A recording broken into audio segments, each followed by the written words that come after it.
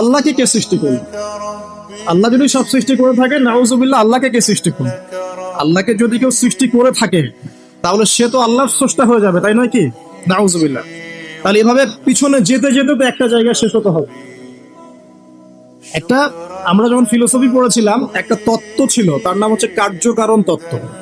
কার্যকারণ তত্ত্ব মানে হচ্ছে প্রত্যেকটা কাজের পিছনে একটা কারণ থাকে, ঠিক আছে? এই যে ব্যথা হচ্ছে কেন, কোন একটা কারণ আছে। জ্বর কেন, একটা ভাইরাস আছে। মানে প্রত্যেকটা বিষয়ের পিছনে একটা কারণ আছে। এই কারণ যদি আপনি সার্চ করতে যান, এটা কেন এই কারণে, ওইটা কেন এই কারণে, ওইটা কেন ওই কারণে, এই করতে করতে করতে আপনাকে একটা জায়গায় গিয়ে থামতে হবে। আর সেই মহান সত্তার নাম কি? আল্লাহ। এটা আপনার বিশ্বাস। এখন আপনি যতই প্রশ্ন করেন এভাবে, আপনি কোনো কুল কিনারা পাবেন না। এই জন্য নবী সাল্লাল্লাহু আলাইহি ওয়াসাল্লাম বলেছেন, যখনই তোমাদের মধ্যে এই চিন্তা আসবে যে আল্লাহ পাক সবকিছু সৃষ্টি করেছেন, তাকে আবার কে সৃষ্টি করলো, তখন আউযু বিল্লাহি মিনাশ শাইতানির রাজিম পরে বাম দিকে 3 বার থুতু ফেলবে। তাহলে শয়তানের ওয়াসওয়াসা তোমার মধ্য থেকে কেটে যাবে, কারণ শয়তান এই চিন্তাটা তোমার মধ্যে দিয়েছে। যেই শয়তান এই চিন্তা আপনার মধ্যে দিয়েছে, ওই শয়তান কিন্তু নাস্তিক নয়। আমি কোরআন থেকে প্রমাণ করছি, শয়তান কিন্তু আস্তিক।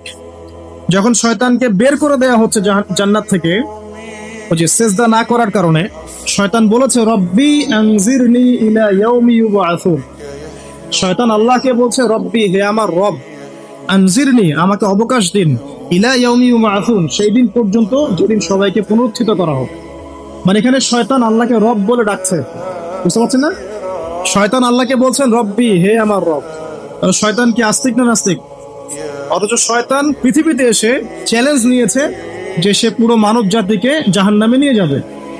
আর আল্লাহ পাক বলছেন, আমার মুখলেস বান্দাদের তুমি কোনো ক্ষতি করতে পারবে না। আবার শয়তান চ্যালেঞ্জ করছে, আমি ডান দিক থেকে আসবো, বাম দিক থেকে আসবো, সামন থেকে আসবো, পিছন থেকে আসবো, ওয়ালা তাজিদু আকসারাহুম শাকিরিন। আল্লাহ, আপনি বেশিরভাগকেই শুকরগুজার পাবেন না। যেটার বাস্তব প্রতিফলন আমরা এখন দেখছি। বেশিরভাগ মানুষ নামাজ পড়ে না, বেশিরভাগ দেখবেন রোজা রাখে না, বেশিরভাগই দেখবেন কোরআন পড়তে জানে না। ম্যাক্সিমাম সুদ খাচ্ছে, ম্যাক্সিমাম জেনা করে, মেজরিটি সংখ্যক মানুষ কিন্তু আল্লাহর বিধানের পরোয়া করছে না। অল্প কিছু মানুষই আল্লাহর বিধানের পরোয়া করছে। এই কথাও আল্লাহ কোরআনে বলেছেন, ওয়া কালিলুম মিন ইবাদিয়াশ শাকুর, আমার শুকরগুজার বান্দার পরিমাণ হবে কি? খুব কম। এমনকি নবী সাল্লাল্লাহু আলাইহি ওয়াসাল্লাম হাদিসে বলেছেন যে আমার উম্মতের মধ্যেই ৭৩টা দল হয়ে যাবে। কয়টা? তার মধ্যে ৭২টা দল জাহান্নামে যাবে, নাউযুবিল্লাহ।